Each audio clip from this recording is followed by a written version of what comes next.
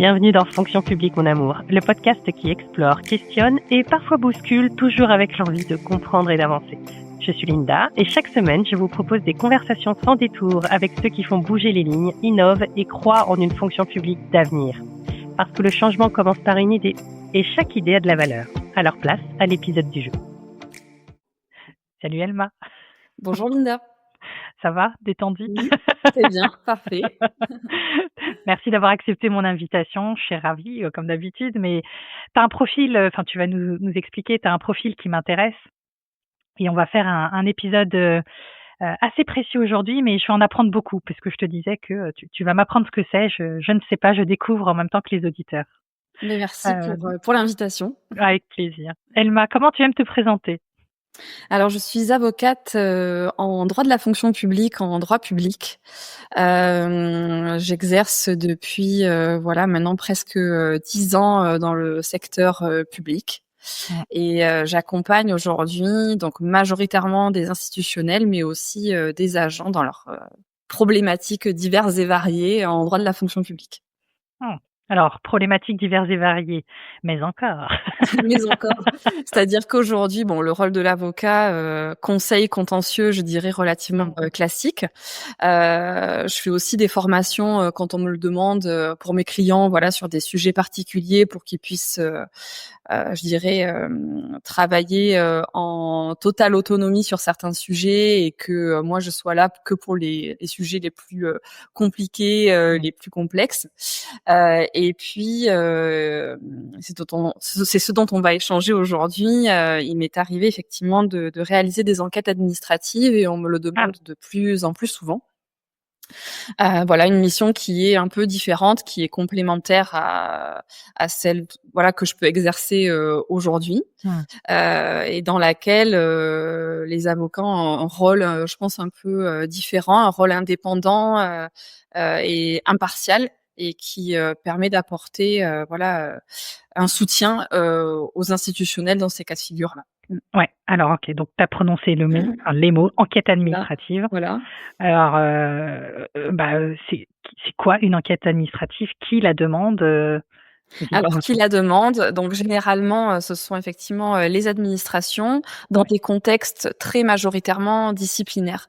C'est vrai que moi, il m'est arrivé donc d'accompagner depuis, sur plusieurs dossiers, des collectivités, par exemple, qui avaient détecté qu'avec un agent, il y avait des difficultés, par exemple, depuis plusieurs années, qui étaient un peu toujours confrontés au même problème, à savoir un manque de preuves, un manque de faits objectifs. Dans ces cas-là, c'est vrai que quand on nous sollicite, qu'on n'a pas beaucoup d'éléments au dossier, c'est assez... rien n'est impossible, mais c'est un peu délicat de monter un dossier disciplinaire, et c'est souvent dans des contextes disciplinaires où on en a besoin. Et c'est vrai qu'aujourd'hui, pour établir les faits, parce qu'un dossier disciplinaire sans fait objectif, il tombe. On n'a pas les éléments. Au préalable, la collectivité donc missionne une enquête administrative. Okay. Donc, après, il faut définir effectivement l'objet, la lettre de mission, le périmètre, les personnes qui vont être interrogées, quels sont les faits qui justifient que cette enquête soit diligentée. Les faits, c'est vrai que les situations, elles sont assez variées. Donc, la majorité des cas, c'est effectivement le cas disciplinaire. Ça peut être du harcèlement, ça peut être des relations compliquées entre agents, cadres. Oui, voilà. Ouais, je vois que c'est large. Alors attends, parce que du coup j'ai plusieurs questions. Donc je comprends que l'enquête administrative, c'est à la demande de l'administration. Oui, ça peut être soit la collectivité, soit un ministère. Exactement, ou un établissement public, oui. Ouais, voilà, c'est vraiment toute fonction publique confondue. C'est ça, exactement. Qu'elle concerne un agent. En tout cas, c'est un agent qui est l'objet de l'enquête. Agents, oui. Ok. Et que en gros, c'est pour étayer avec des preuves. Une enquête interne. Voilà, une enquête interne. Ok. Exactement. Ah oui, donc ça peut faire un petit peu peur. Concrètement. Alors déjà, tu es avocate, donc je comprends que c'est légal. C'est réglementaire en tout cas. C'est ça. Mais c'est légal aussi si la collectivité le fait elle-même. C'est vrai que généralement, ça peut être le DRH, le DGS. Donc ils peuvent faire une enquête administrative aussi. Interne. Exactement. Mais sauf que dans certaines situations, quand justement, le pouvoir décisionnaire veut avoir un peu plus de recul par rapport à Mmh. la situation, ne veut pas être directement impliqué dans cette enquête, ils choisissent de l'externaliser. Voilà. OK, OK. Concrètement, comment ça se passe? Quand l'administration, quand l'institution décide de faire une Mmh. enquête administrative, je passe la partie, entre guillemets «contractualisation» avec toi Oui, ou, bien sûr. Oui, oui, oui. Ouais, mais c'est comment toi, ça se passe? bien sûr, ouais. L'agent, il reçoit un courrier?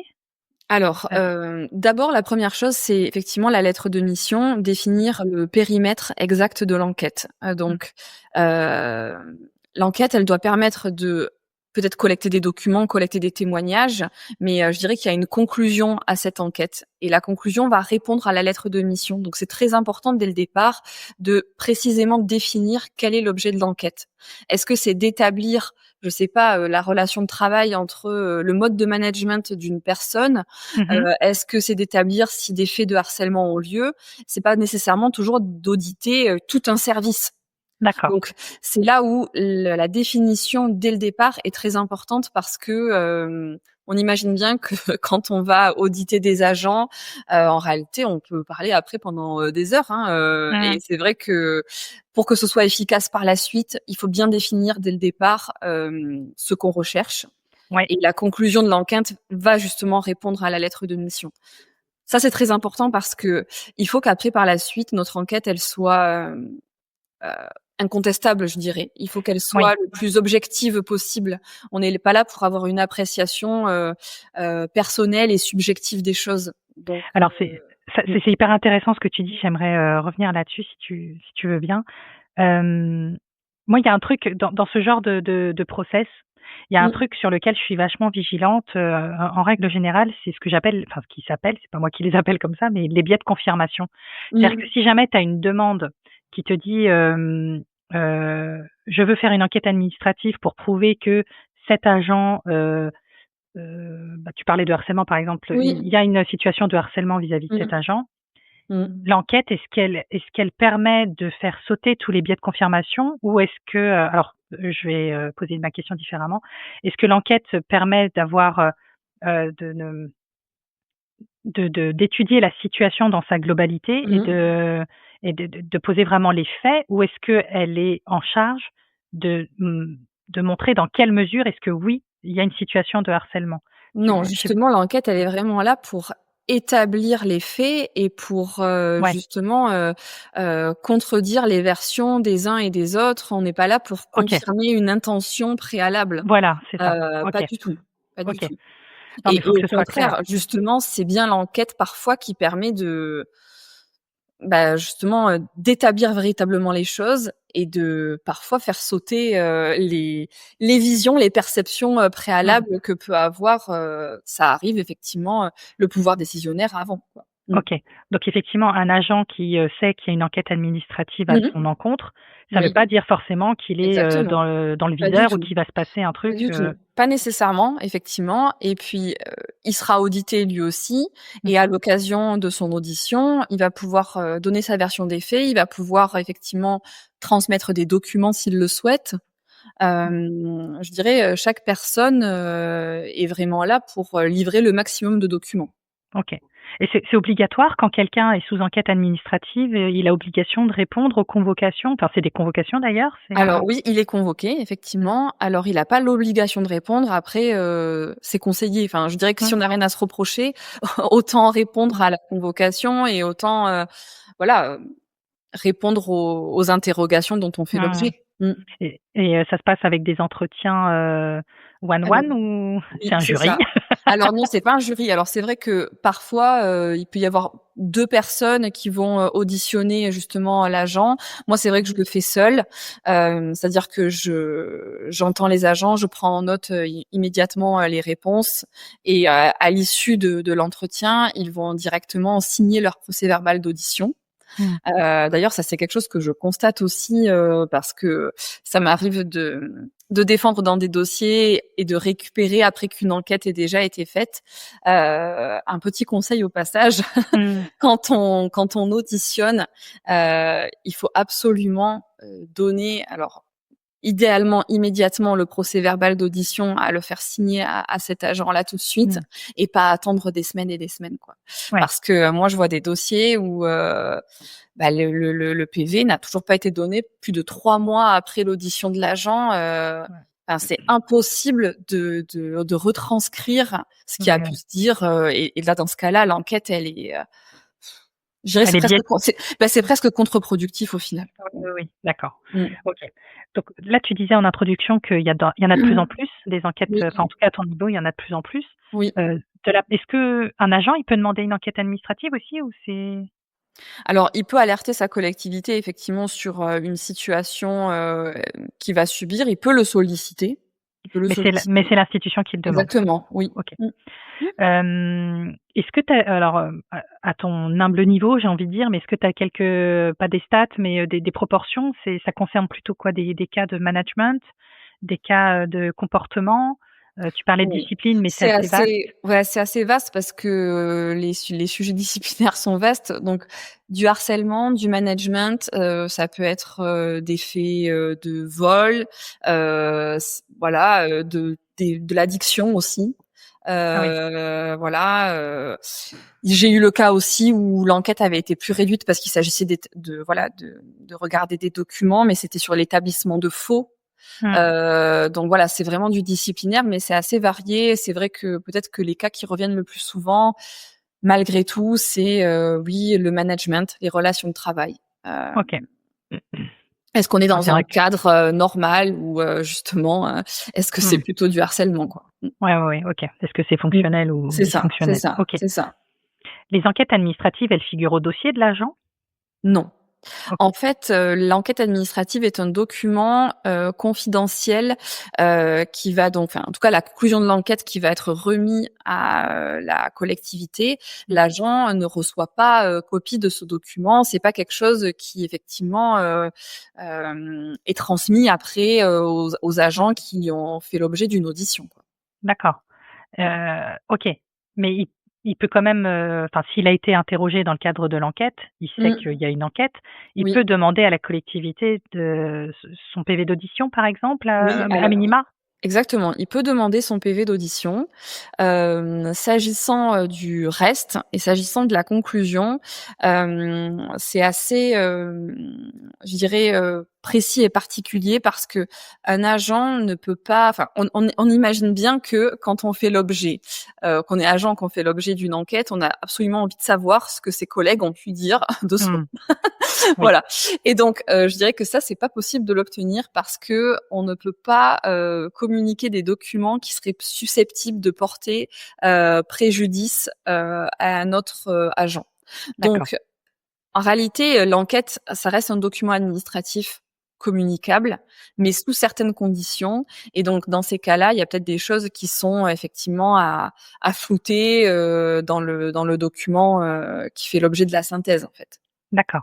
Mais c'est vraiment à communiquer avec une grande prudence et c'est plutôt un document de travail. Et d'ailleurs, tant que, je dirais, il n'y a pas eu de décision qui est postérieure à l'enquête, ça reste un document finalement de travail et c'est pas un document qui sera directement communicable puisqu'il n'y aura pas eu de décision à l'issue de l'enquête. Parce qu'il peut très bien aussi y avoir enquête, on se rend compte finalement qu'il y a peut-être un agent qui a inventé une histoire, ça arrive aussi, et finalement on va pas prendre de décision à l'issue de l'enquête. Donc dans ce cas-là, la synthèse de l'enquête ne sera pas communicable.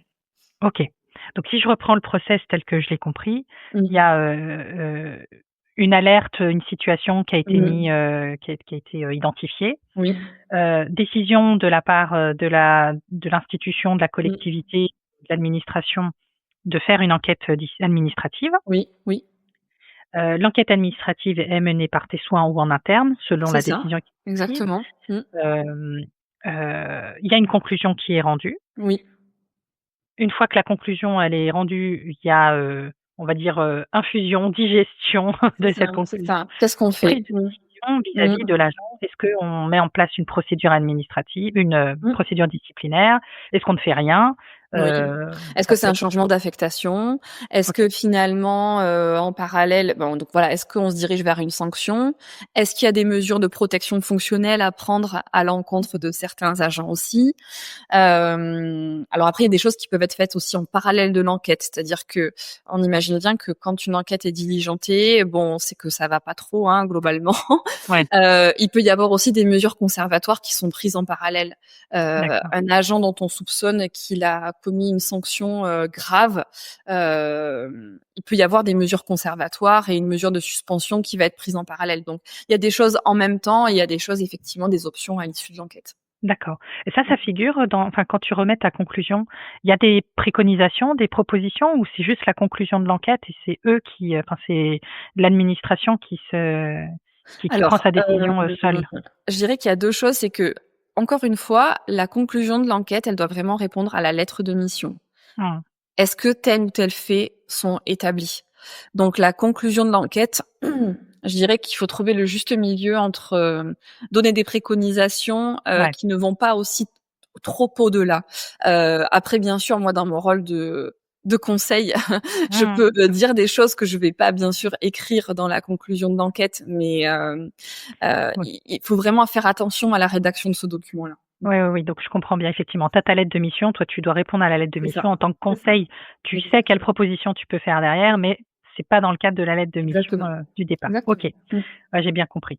Hem, Là aujourd'hui, donc on est début 2025, tu disais que les enquêtes administratives, tu en fais de plus en plus. Mmh. Est-ce que, enfin, moi, pour être honnête, alors j'ai pas vu les administrations centrales, j'ai fait que de la territoriale, mais j'avais jamais entendu parler d'enquête administrative, D'accord. Mmh. en tant que telle. J'en ai alors après, bon, ma carrière, elle est pas si longue que ça, mais je suis, est-ce que c'est l'avenir? Est-ce qu'il y en aura de plus en plus selon toi? Je pense que, dans un contexte où, on le dit de plus en plus, hein, la société se judiciarise où, Mmh, les agents peut-être contestent davantage, les mesures dont ils font, l'objet, hem, pour je dirais, solidifier un dossier. On regarde peut-être davantage aujourd'hui, ce qu'on a et finalement quand on veut aller sur des degrés de sanctions élevés, si derrière on n'a pas le dossier, on sait très bien que, mmh, on sait très bien que tout peut s'effondrer finalement. Donc, mmh, faire une procédure disciplinaire pour que ce soit contre-productif, on veut aujourd'hui s'assurer et se baquer. Donc mmh, finalement, c'est en cela que ça se développe, c'est se dire: «Bon, je pense qu'on aura les éléments». Parfois les agents ne veulent pas toujours témoigner, spontanément et oui, là, dans le cadre de l'enquête, voilà, les personnes sont convoquées, elles ont l'opportunité de livrer un témoignage. ça marche. Donc c'est en ça que je pense ça va se développer parce que c'est une volonté de sécuriser les procédures finalement. Mmh. Top, j'ai bien compris, en tout cas. C'est très clair. Merci beaucoup, Elma. Mais je t'en prie Linda. Voilà, un regard de plus sur la fonction publique d'aujourd'hui. Si cet épisode vous inspirait, alors il a rempli son rôle. Parce que ce que l'on retient et ce que l'on transmet, ça a du sens. Et ce qui a du sens a de la valeur. Partagez, abonnez-vous. Merci d'être là et on se retrouve bientôt.